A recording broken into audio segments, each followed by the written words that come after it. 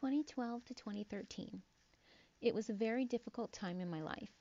I was trying to get used to the new routines of working full-time after years of being a stay-home parent and part-time teacher, and the feeling of double responsibility as a newly single parent was another source of chronic stress. The 2-hour commute by train to Osaka from Wakayama was also something I wasn't used to. When I look back at that time, it is one big blur of stress, fatigue, and worry. I was working in 5 different elementary schools in Sakai City, Osaka. I had 39 classes among the 5 schools with 39 homeroom teachers and over 1,000 students altogether. It was all I could do to remember where I was going each day and how to get there, let alone remember anyone's names. But as hard as that time was, I began to realize something. Teaching was not only rewarding for me, but healing as well. That's right, healing.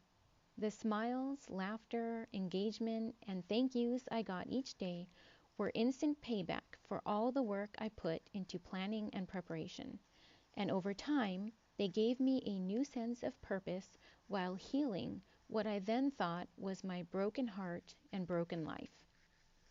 After that contract ended, I got a job teaching much closer to home in a privately run English conversation school. I quickly settled in my new role and had much more time for myself and was ready to pursue a long-time personal goal, earning an MBA. Thanks to modern technology, I was able to do this online while still working full-time.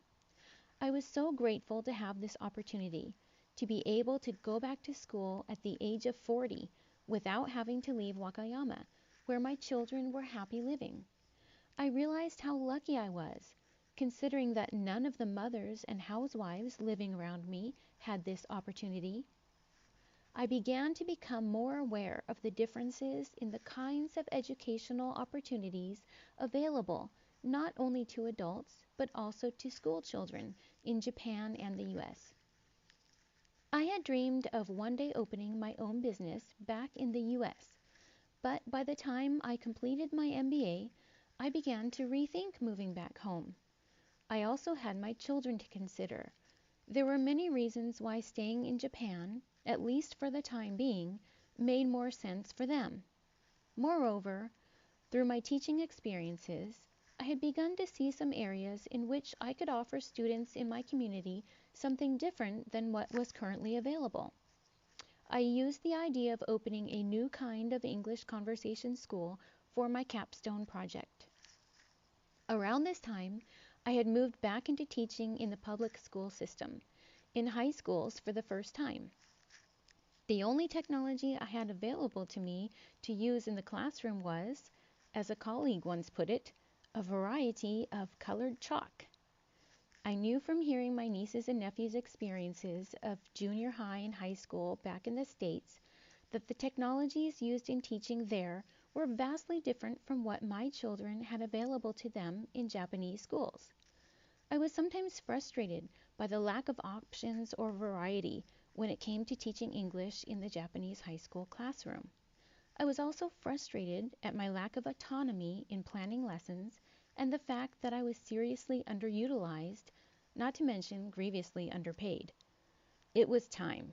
I was ready to step up my game and commit to undergoing genuine professional development in teaching so that I could create more professional opportunities for myself and new learning opportunities for students in my area.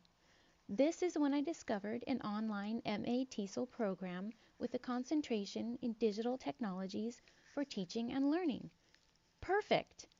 Since then, I have also taken on teaching English to children online, in addition to working at a high school, and my learning journey continues.